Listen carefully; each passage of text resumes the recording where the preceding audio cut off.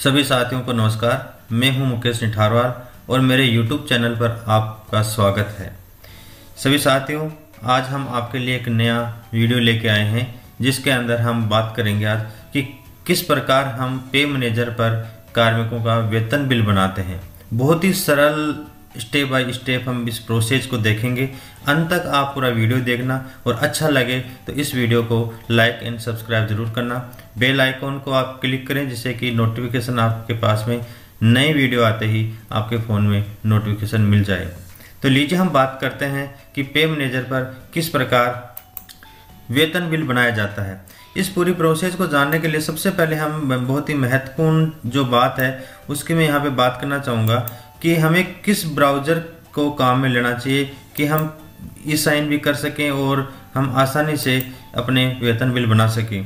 दोस्तों, मेरे यहाँ पे नीचे जो मेन्यू बार है इसके अंदर यहाँ पर तीन चीज़ दिखाई दे रहे हैं। एक आपको यहाँ पर जो दिखाई दे रहा है क्रोम, दूसरा यहाँ पे फायरफॉक्स दिखाई दे रहा है और तीसरा यहाँ पे दिखाई दे रहा है इंटरनेट एक्सप्लोरर।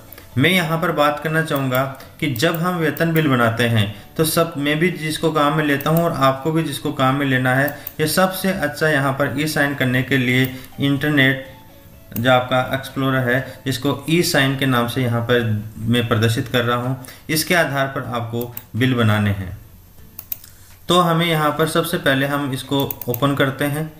ओपन करने के बाद में जैसे ही ये ओपन हो जाता है आपके यहाँ पर ऊपर जो हम यहाँ पे लिखते हैं तो आप यहाँ पर गूगल लिख लें, जिससे कि इसके अंदर आपके गूगल लिखते ही गूगल सर्च करें और वहाँ पर हमें 164 पे मैनेजर, जिससे कि आपको आसानी से ओपन हो जाए। कई बार ये केवल पे मैनेजर लिखने पे ओपन नहीं होता है। जैसे हम पे मैनेजर इसके अंदर क्लिक करते हैं यहाँ पर,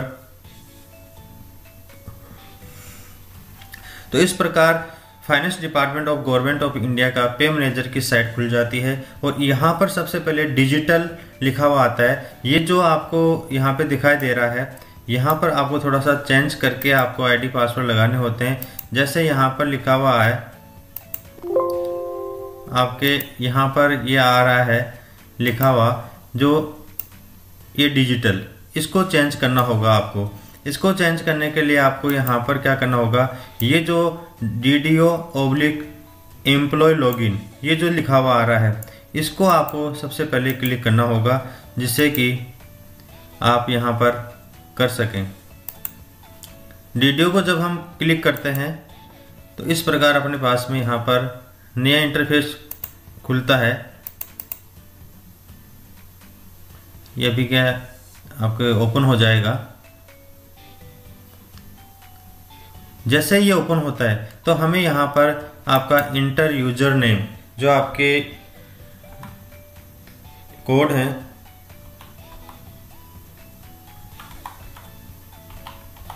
ये आपको लगाने होंगे। आपके यहाँ पर पासवर्ड लगाने होंगे।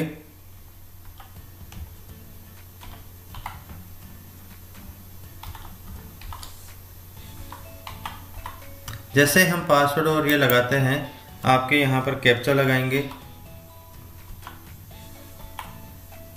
कैप्चा को हम यहाँ पर कैपिटल और स्मॉल में कैसे भी लिख सकते हैं। पे मैनेजर पे ये अलाउ है और आपका यहाँ पर पे मैनेजर की साइट खुल जाएगी। जैसे आपकी पे मैनेजर की साइट खुलेगी आपके यहाँ पर ये लिखा हुआ आएगा, कुछ मैसेज आएगा। इस मैसेज को आपको रीड करना है और उसके बाद में नीचे यहाँ पर जो आपका ये दिया गया है, आपका यहाँ पर ये एक आई रीड मैसेज, इसको आपको क्लिक करना है और क्लिक करने के बाद ही जैसे हम इसको यहाँ पर क्लिक करते हैं और यहाँ पर take me to main site के ऊपर आपको ये लेके चला जाता है।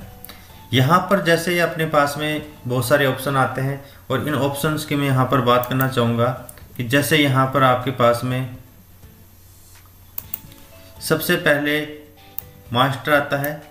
इस मास्टर को आपको यहाँ पे क्लिक करना है। यहाँ पर आपके बिल प्रोसेस आता है, बिल प्रोसेस आता है, यहाँ एथोराइजेशन आता है, यहाँ पे आपके रिपोर्ट्स आते हैं, अदर्स बिल आते हैं, एम्प्लॉय कॉर्नर्स। हमें यहाँ पर बिल बनाना है, वेतन बिल बनाने हैं। इसकी सबसे पहली जो कड़ी है उसको हम यहाँ पे बात करते हैं कि बिल प्रोसेसिंग। बिल प्रोसेसिंग जब हम करते हैं यहाँ पर हम बिल नंबर एलोकेशन सबसे पहले करते हैं। जैसे हम बिल नंबर एलोकेशन करते हैं, एक इंटरफेस खुलता है बिल नंबर एलोकेशन, और यहाँ पर हमें सिलेक्ट करना होता है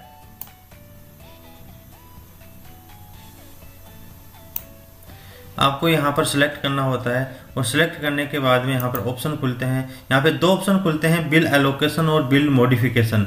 बिल मॉडिफिकेशन में पहले से कोई आपके बिल है तो उसको हम उसी नंबर पे मॉडिफिकेशन करके बिल बना लें, लेकिन हमें नए बिल बनाने होते हैं तो बिल एलोकेशन करना होता है। जैसे हम एलोकेशन करते हैं, यहाँ पे बिल टाइप आता है। सबसे पहले जैसे सैलरी बिल बनाना है, सिलेंडर बिल है, डीए बिल है, टीए बिल है, एफयूसी बिल है, मेडिकल बिल है, ये लीव असेसमेंट रिटायरमेंट वाला है, सैलरी एरियर, पीडी एरियर, ये सब अलग अलग है। हम आज सैलरी बिल बनाने की प्रोसेस की बात कर रहे हैं। अन्य बिल बनाने की प्रोसेस हम बाद में नेक्स्ट वीडियो में आपके सामने लेके आऊँगा। बिल सब टाइप के अंदर आपको यहाँ पर रेगुलर करना है। ऑब्जेक्ट हेड के अंदर यदि हम सैलरी बिल बना रहे हैं तो यहाँ पर 01 आएगा, टी और अदर बना रहे हैं तो उसका ऑब्जेक्ट हेड 03 और अदर्स होता है। जैसे बिल नंबर आपको जैसे पहले बनाए हुए हैं उससे आगे के बिल नंबर आपको यहाँ पे देने होंगे। जैसे मैं आज यहाँ पे मैं 59 तक दिए हुए मेरे, तो मैं 60 नंबर के बिल 70 के अंदर बना रहा हूँ। और बिल नेम यहाँ पर सिलेक्ट करना होता है आपके पास में। जैसे मान लो कि मैंने यहाँ पर जो आपके हेड्स हैं उन हेड्स को आपको यहाँ पर काउंट करना होता है और इसको हमें सबमिट कर देना होता है। जैसे हमने सबमिट करते हैं एक मैसेज आता है कि यहाँ पर bill register details added successfully, आपका एलोकेशन पूरा हो चुका है।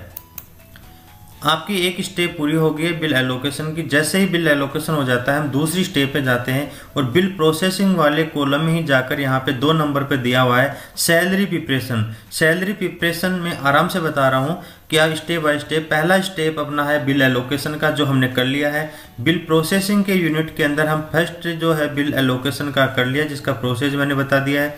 दूसरा नंबर का यहाँ पे सैलरी प्रिपरेशन है, जिसके अंदर हम जाते हैं तो यहाँ पर हमें एम्प्लॉय पे डिटेल्स और मंथली सैलरी प्रोसेस। इसको मंथली सैलरी प्रोसेस में जाने से पहले हम एम्प्लॉय पे डिटेल्स में जाकर इंडिविजुअल जो एम्प्लॉय है उसकी हम चेक कर सकते हैं।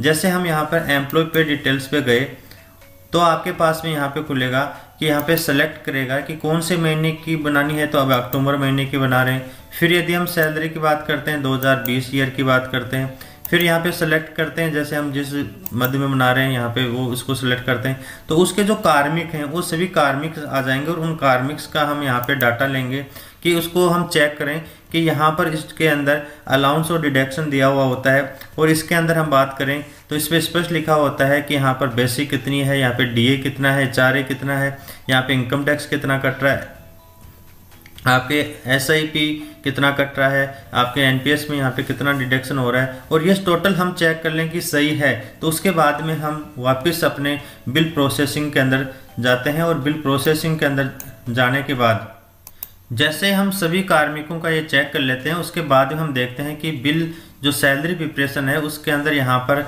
एम्प्लॉय पे डिटेल्स चेक हो जाने के बाद में मंथली सैलरी प्रोसेस को हम अपनाते हैं।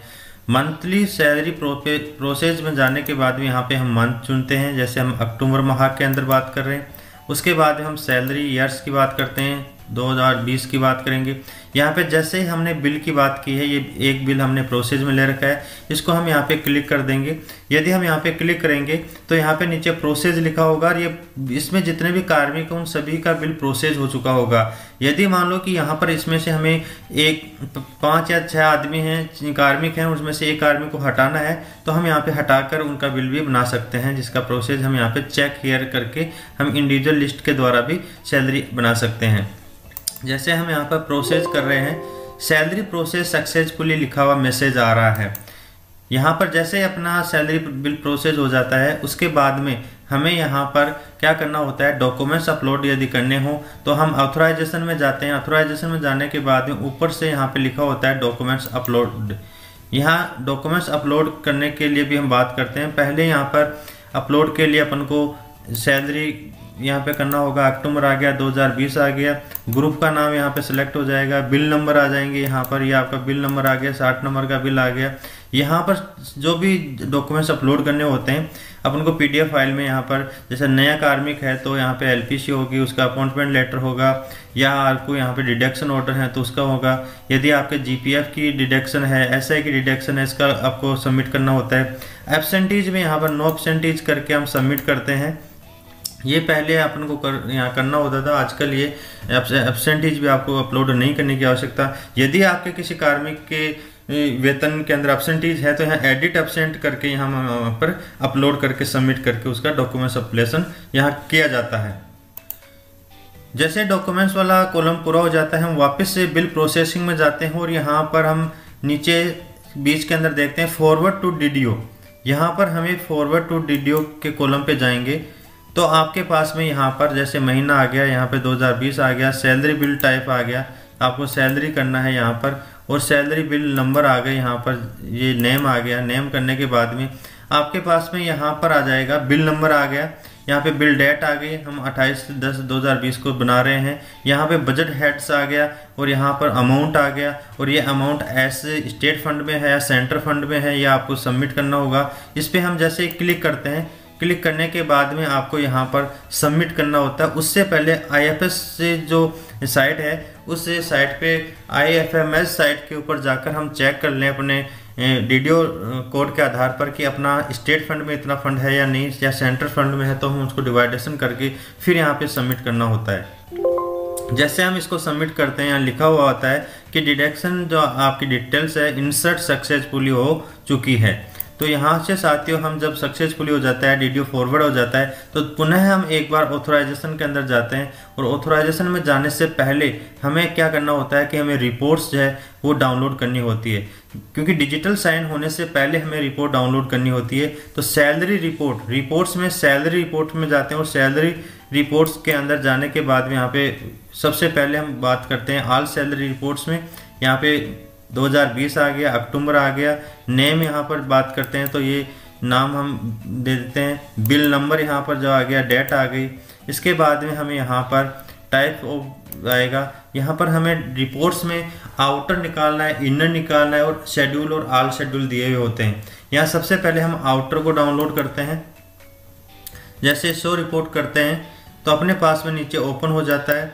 ओपन होने के बाद में हम इसको देख लेते हैं कि आपका जो बिल है वो सही बना है या नहीं बना है। जैसे यहाँ पर बिल सही बन जाता है हम इसको चेक कर लेते हैं, और चेक करने के बाद में हम इस प्रकार करके एक एक चीज़ हम यहाँ पर डाउनलोड कर लेते हैं। फिर हमें इनर को डाउनलोड करना होता है।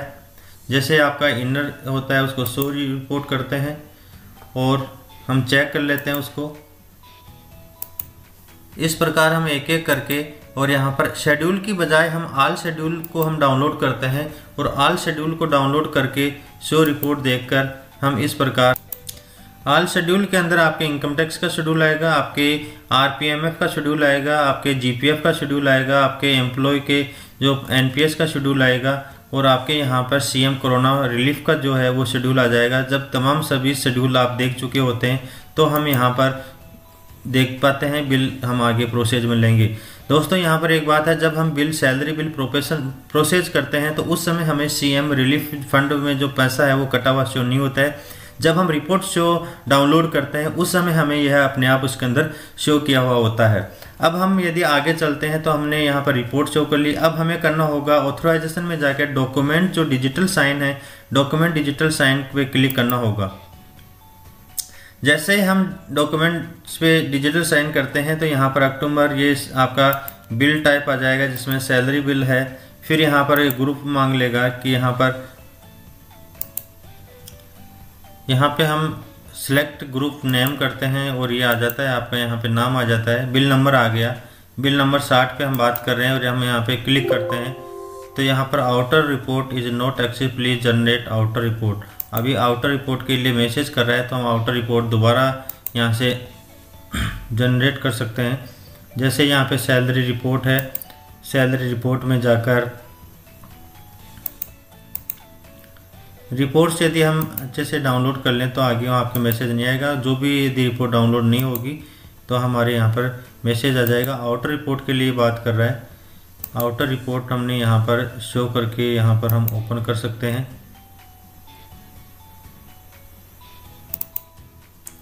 और आउटर रिपोर्ट यहाँ पे शो होने के बाद वापस हम जैसे देखते हैं डॉक्यूमेंट डिजिटल साइन पे जाते हैं और यहाँ पर आपको सिलेक्ट करना होता है सैलरी।